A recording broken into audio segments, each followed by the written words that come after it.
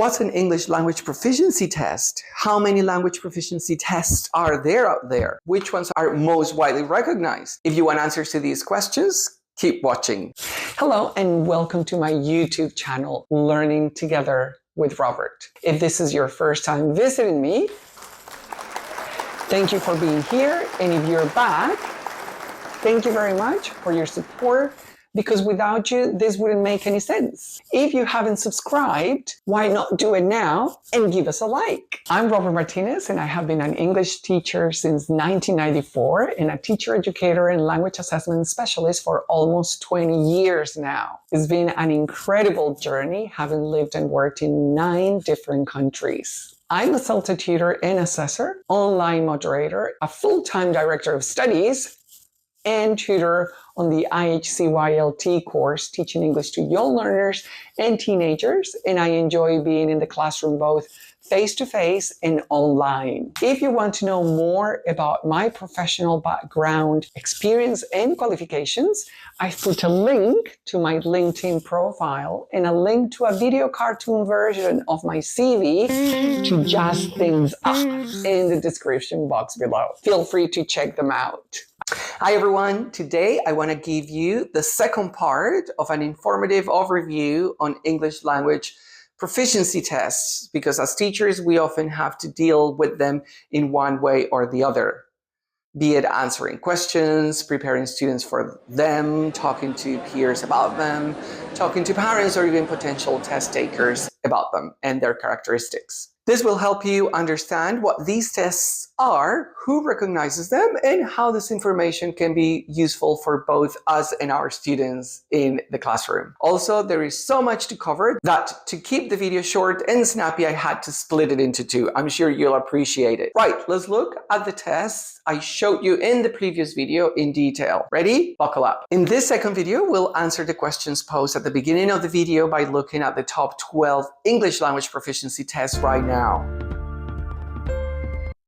Remember that being familiar with the Common European Framework of Reference, or CEFR, can be very helpful for us teachers, as the can-do statements for each level can help us, especially novice teachers, have an idea of what each level is and what students at that level can do. Do you remember the levels? I'll give you 5 seconds to try and recall.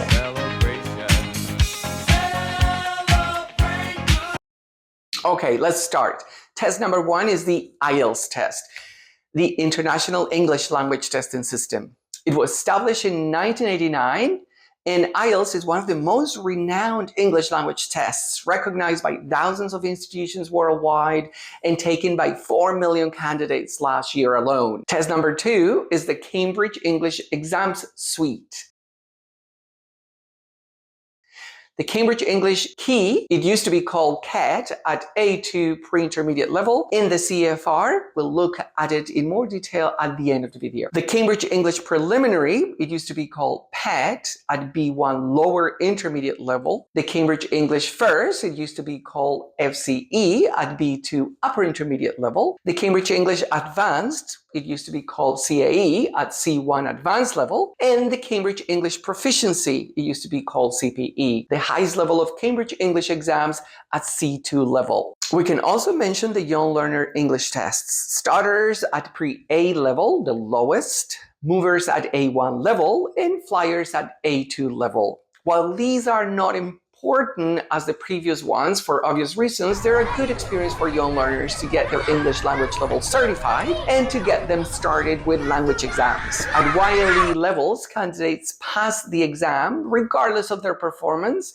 and they receive shields to show their level of performance under each skill to motivate them. Right, so test number 3, we have the TOEFL, Test of English as a Foreign Language. This test was introduced in 1964, and TOEFL assesses the English proficiency of non-native speakers, particularly for academic purposes. Test number 4, the Pearson Test of English, or PTE, is a computer-based language proficiency test offering fast and flexible scheduling options. Then we have test number 5, or TOEIC, is the test of English for international communication, primarily used in professional settings. TOEIC evaluates English language skills in a business context. Then we have test number 6, Oxford Test of English, a computer adaptive assessment focusing on communicative proficiency across all 4 skills, like most tests. Then we have test number 7, the Michigan English Test, or MET. It was developed by the University of Michigan and MET assesses language proficiency at various levels from beginner to advanced. Next on our list, Test 8, Language Cert International ESOL,